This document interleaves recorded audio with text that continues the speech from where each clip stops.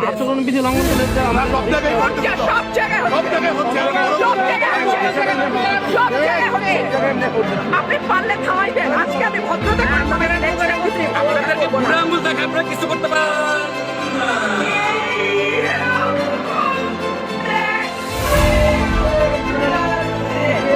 খোঁজ নেন প্রশাসনের।